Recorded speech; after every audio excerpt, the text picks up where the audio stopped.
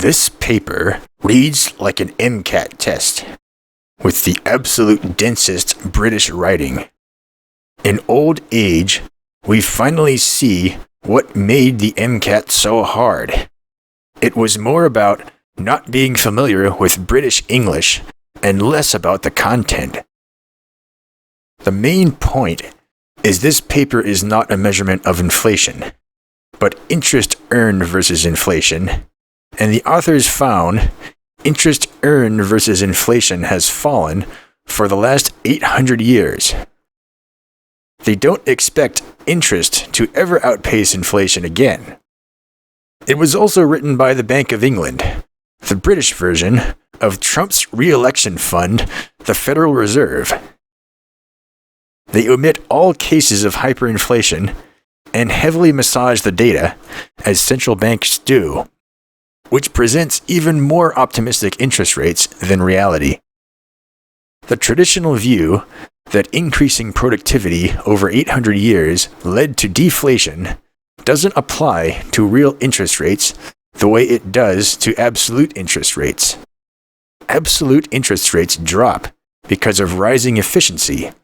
Real interest rates drop because currency loses value faster and faster over time. Finally, in the last 100 years, real interest rates have always gone down when government borrowing has increased. Except for a few shitholes that were so corrupt their governments went totally bankrupt. Most governments have borrowed with increasing impunity over time. Most famously, interest rates were sky high during Clinton and Carter's relatively low budget deficits. Then in the record high budget deficits of Reagan and everyone after Clinton, interest rates were low or zero. Like the Bank of England, the Lion Kingdom was baffled by why real returns were so high in the 1350s and declined so consistently throughout the Renaissance, the Industrial Revolution, and today.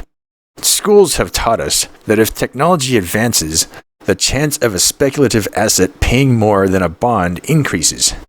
But surely bondholders would figure this out and demand interest comparable to speculative assets. Then we Lions started reading about the Black Death. This graph of real returns started during the time of the Black Death.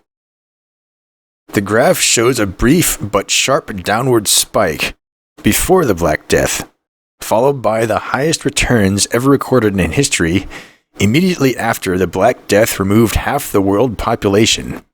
The Black Death is known to have dramatically increased the leverage of peasant workers by decreasing their numbers.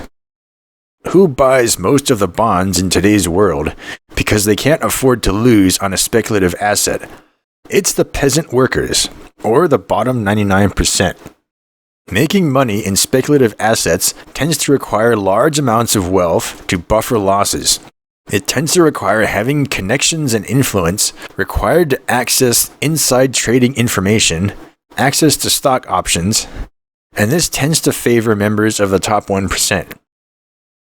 There's a good case for real returns over the last 800 years, reflecting the leverage of the bottom 99% on the top 1%. Starting with the Black Plague dramatically increasing that leverage, because the bottom 99% are the ones who own most of the bonds. The less leverage the workers had, the less the top 1% had to pay them for loans. Right before the Black Plague, workers were famously in surplus numbers, and they were accepting negative rates just like today. It definitely agrees with the Marxist theory. But central planning hasn't worked out for the bottom 99% either. The government has merely become a reflection of the laws of nature, issuing devalued currency in exponentially growing amounts, because the bottom 99% has no leverage to demand higher interest rates. Even as governments have discovered more human rights over the last 800 years, they've merely replaced totalitarianism with borrowing from their disciples, with increasing immunity to paying interest. Much like before the Black Plague, the bottom 99% either has to shrink or find more land.